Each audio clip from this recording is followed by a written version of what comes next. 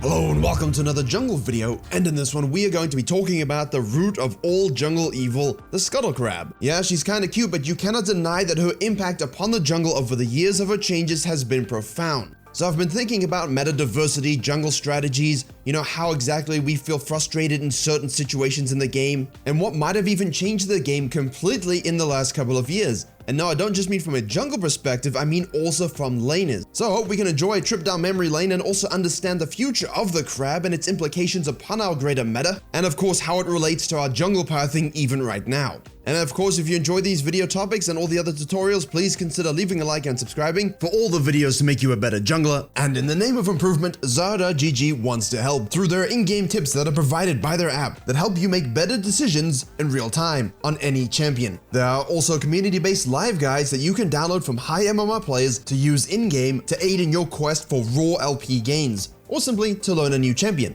Anybody can create a live guide for their personal use or for their community. Additionally, Xarda.gg has a live dashboard, shows you item recommendations based upon the game state that changes based upon what Master Plus players would build in the same situations. It can show you where to place wards on the minimap depending on the macro state of the game. It also assesses players' levels and items so that you can know if you're ahead, along with your classic performance trackers, draft advice, and your match history/stats on the out-of-game dashboard. Click the link in the description below to download Xarda.gg to carry, improve, and climb. Now, if you guys were wondering about the legacy of all of this that I'm going to tell you in the video, just look at the MSI games today with Blaber inting for crabs and everyone posting Joker memes that if you aren't a jungler, you wouldn't understand. And that's because you can still lose games, lose tempo, be counter jungled, and have a horrible experience if the enemy jungler has 3 lanes of prio, gets double crab, and now can out-experience you by farming, and that's how Canyon won Worlds.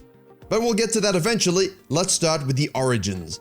Now, what's actually quite funny is a lot of you might remember the good old Weedwick, patch 420, beginning of season 5. He enjoys like a 60% win rate, and basically if you didn't ban him, you were griefing. Well, with that preseason, we had actually one of the most interesting jungle changes of all time. They removed the great items, Spirit of the Elder Lizard and so on, and then replaced it with Stalker's Blade, Skirmisher's Saber, and others. Now, of course, the red and the blue smite and has evolved and changed over the years.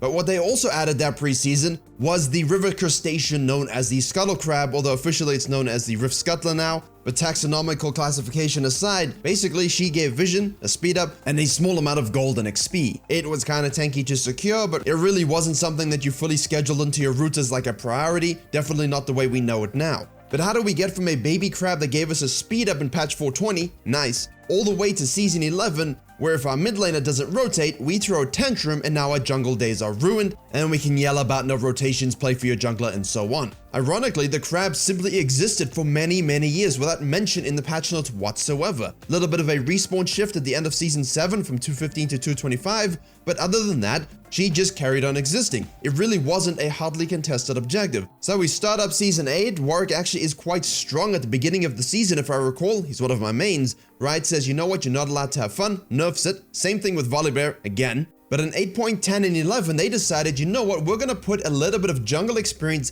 back in because they did remove some from season 7. With these small shifts, we had the rise of crab power. However, and I hope everyone has a good chuckle at reading this, patch 8.10. Junglers have had too much of an impact in the early game. Specifically, they've too frequently been able to gank at level 3 before solo laners even reach that level. We're looking to decrease consistent access to early jungle pressure, but offer a more valuable Rift Scuttler as a new way for junglers to gain a lead. Now, if there was a more ironic and hilarious statement in the history of mankind, I am unaware of it, but that paragraph had some reverse foreshadowing, I can tell you right now. While all the camps had their experience adjusted and shifted and scaled, the Scuttler simply wasn't the hotly contested objective that they wanted it to be. So the goal was to make the Rift Scuttler a more hotly contested objective, and therefore to encourage more interaction between junglers and teams as the game progresses. And instead of a speed up and a small amount of gold, now she gave experience. It was less tankier early, but with HP scaling, her experience was increased at cosmic levels, and basically the gold was also doubled at peak level. Oh, by the way, instead of 215 spawn, it was a 2-minute spawn. This is the beginning of the crab meta you know today. 2 crabs would spawn at 2 minutes. Once both were secured, an RNG would spawn sometime later, in this case 135 seconds. We also had that added benefit of resistances being removed via CC, although you didn't really get the best visual confirmation from that. That's why we have the shield now. And do you know what this did? It invoked havoc and ruin and chaos all over the entire map. I have no idea why we're talking about the Ruination when it was in Season 8. Instead of having junglers, farm a bit more and come and gank when laners were level 3, no, we decided, you know what, we better red level 2 gank and take both crabs. Huge experience boost, we can completely deny the enemy jungler this huge value, and you get vision and speed up that might somehow save a top laner from a 2-minute 45 gank, even though they haven't learned in 11 years. And now for the crab supremacy. You can see from the clips from my own Season 8 videos, the jungle routes changed, the way the game was played changed. We had Forest Within and other meme lords on Twitter making clubs in the League client celebrating the fact that we were now crab hunters. All of a sudden, you had Graves, Camille, Talia, Xin Xiao, and they were just level 2 ganking all the time, every single game. And guess what? The laner who didn't ward properly died.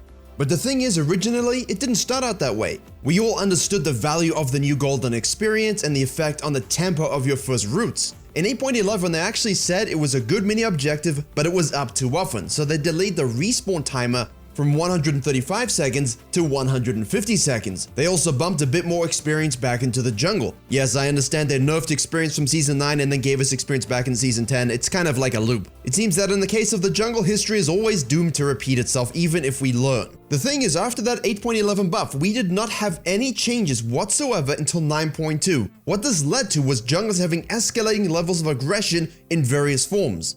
This led to many level 2 fights over crabs on the same side just for the right to get the other one or to simply get around ganking and getting back into your jungle. It has created a PTSD that lasts to this day, as you saw from Blaber and MSI. And that's the thing, the meta was defined by which junglers could handle level 2 fights because you didn't get level 3 from the blue side and you needed to get a crab at around 2 minutes. And it's worth noting that it also gave you back health and mana. That means not only was it great for when your clears are weaker, you could secure a crab and get resources back, it also gave you that vision control and experience and gold advantage. So in a rare instance, laners and junglers agreed that there had to be a strategy in place to bring some kind of order to the crab supremacy. The evolution of this took the form of the Pixel Ward Bush. This is now a classic standard start when you want a 5-point defense at level 1. Yes, it has other benefits of course nowadays in the modern game state, but originally it was born of the need to know if a jungler did red into a 2-minute crab. If you could see that, you could adapt your pathing, go to the other side, and basically path opposite to them. This opened up the jungle meta, let it breathe a little bit, but don't get me wrong, the Zins, the Camille's, the Jarvans, they all still existed and still had their pressure. In order to negate this, you very much had these sort of blue grump, take a crab, run across mid lane, take another crab,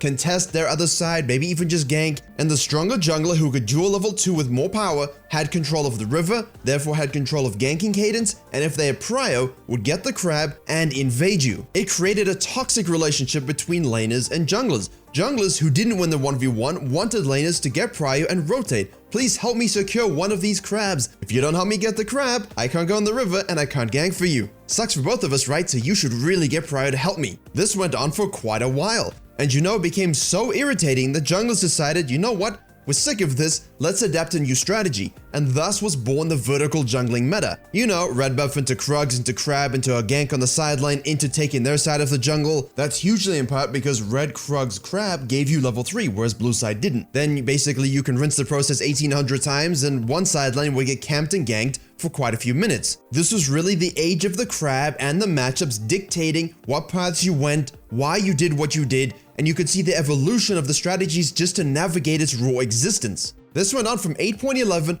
all the way to 9.2. Now in the Season 9 preseason, they decided to reduce jungle experience because they didn't like the jungle power and influence that they had on the map. Ironic, isn't it? But nonetheless, the experience and gold nerfs also hit the Rift Scuttler, and basically what happens when you reduce camp experience and gold. We're gonna gank more, there's less farm to be had, there's less gold and resources to be had, therefore, not only will the level 2 crab variation continue, more iterations of vertical jungling, counters to vertical jungling, straight to level 2 crabs, level 2 gangs, all the variation and strategies and lane prio complaints and the spam pinging for your top and your mid and your bot to rotate. All the different kinds of routes and game plans had evolved and had a presence in the game for almost an entire year. That is, my friends, until patch 9.9. Right now, there's a lot of frustration between junglers and laners due to an expectation for the laner to help the jungler secure Rift Scuttler when it first spawns. At 2 minutes, this tension creates forced, awkward conflicts between players who at that point are barely level 2, pushing players to pick junglers and laners that are strong at level 2 and 1 respectively. I mean, that didn't stop me playing Ornn and Zyra jungle, but I had to have these unique ways and pathings just to navigate those oppressive level 2 junglers. But Riot finally said, you know what, instead of 2 minutes, 3:15. You might recognize that timer because it is still 3:15. And yes, you see, the 3:15 really was the fall of the crab's significance, however, not to the degree that you're assuming.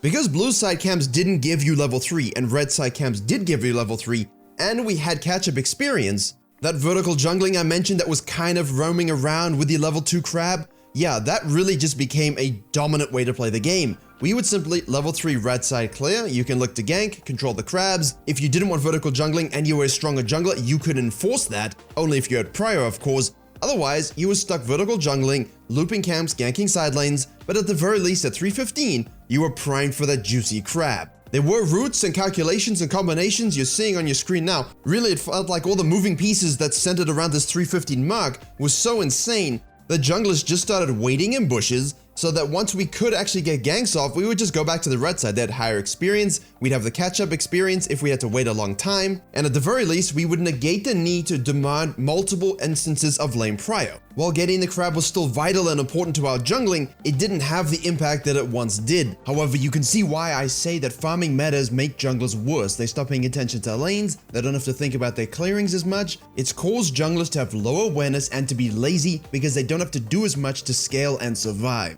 Did catch-up experience help the game at that point? No, but that's why I'm happy for this medium ground between the current meta and Season 9, just to see a bit more strategy become involved within the early game jungling again. But that's the legacy of the crab and why I made this video, because it still causes pain, it still causes suffering, and in a majority case where we don't have prior and we're giga tilted that we can't even get one crab, it can cause death. For all of Season 10, where they buffed the experience and lowered the spawn timers, and of course at the start of Season 10 they made it so that you could get level 3 from blue side, opening up further paths to navigate just for that 3:15 marker to actually have level 3 instead of level 2 when we wanted to fight and so on. Yes, there was a little bit of Season 10 nuance. We had a brief moment of no experience after the Season 9 nerfs, then that experience got buffed and basically we had an escalation of farming meta throughout the year. We did have periods of Volibear, Set, Karthus, Fiddle all mixing it up. A lot of that due to champion difference. We did have a couple periods of 4-5 camp variants, but it was all centered around circulating your XP, rinsing those clears as fast as possible, using lane pride to deny the enemy jungler and thus stifle them out of any sort of game. You know the classic Graves and Nidalee, we all enjoyed facing it, right? It was super fun. And then at the end of Season 10, start of Season 11, with those other jungle changes that came to the camps and the Grump and so on, it escalated to the point that we had Udyr and Hecarim basically every game, full clearing by 3:15, with the need to see how many camps you can get done before 3:15. Then, you want to go to the crab at that marker. You look at your lanes, who is prio and do I win 1v1? I mean, if you don't win 1v1 and you don't have prio, you just couldn't even take that crab, you were forced to reset. That means the enemy jungler, usually a Hecarim, a Nidalee, a Graves in Season 10, would just run across the mid lane and then take the other crab. And because the spawn timers were 2 minutes, they would contest your second spawn camps if they had prio in that side lane as well. And when I talked about the world's jungling video with Canyon, Inspired, I talked very heavily about the impact of lane prio and crab usage in order to snowball experience leads via counter jungling, tier 2 sequencing, and of course, just outright invading. The crab has become so contested once again just from the benefit of having river control into experience command. Throughout Season 10 and the start of Season 11 here, if you could not farm as fast as the enemy jungler and you didn't have prior or 1v1 potential on the crab, you would just fall behind, be outscaled, lose the 50-50 smite chances on dragons, and you lose. That's why you saw things like Talia's clear buffs, Volibear's clear buffs. That brought them straight back into the meta because all of a sudden by 3:15, you could do a 6 camp. We were still looking for prior, we were still looking for help, we're still spam pinging our laners just to get this neutral objective in the river. And yes, in 10.23, we had a little bit of a rework, giving the shield, changing some base stats, and they replaced the resistances with a shield, and now removed the fact that it gave you that HP and mana back and shifted it into the Grump, which means you could get that sustain without fighting for a crab. That's 2 to 3 years after the original change, and we are still feeling that impact. And as we head into these big jungle changes in 11.10, where I've done a video if you're looking for all the implications on that and the future of jungle, where the smite now will remove the shield from the crab, and again, all is aiding in the neutral fighting at 315 over the small objective, safety over security, and the balancing act therein. And at the end of the day, the crab has forced laners to think drastically about lane priority, rotations, and macro. It has had a huge benefit for them, opening their eyes and widening their vision to the map. The thing is, for junglers, it doesn't feel that way. We still need our laners to help us get this objective so that we can translate that into further leads. If you lose both crabs, if you lose farming prio, you are still screwed. And you can really lose games from this because you no longer have prio on the map to be an agent of chaos, to be someone that can control the tempo of the game. That's why smart pathing and good matchups are all necessary, and of course we can navigate it. That's on the jungler. I'm not saying that the crab dictates everything. I'm just saying its impact since Season 8 has been profound, and it changed the way we jungle, it changed the way laners rotate and think about the game. But at the end of the day, because it's a forced resource at 315, those who can get it before another, those who can clear more in that downtime, will always have an inherent advantage. The biggest shift now is that we can use that pixelwood bush, we can use everything we've learned in the history of the crab, its legacy, to apply these good practices to the rest of our jungling to avoid enemy junglers, to have dynamic pathing. It has made us better players, even if it has made us frustrated. And now with the 2-minute 15 timers versus 2 minutes, we should see the further evolution of the impact of not only early jungle clears, but also of crabs. And yes, based upon this video, I don't know whether that's a good or a bad kind. I couldn't tell the difference. Although you have it, a brief summary of the crab, a little rant about its existence, its legacy, how it changed jungling in different aspects, and how it forced Riot to make the jungle a different place. At the end of the day, if it held less weight, it would feel less of a pressure point for laners and for junglers. Thank you very much for watching. I hope you're able to enjoy and learn something. Let me know if you enjoy these kinds of videos other than the tutorials. Don't forget to grow your beards to 3 meters 15, and you know why. And as always, I will see you all in the next tutorial.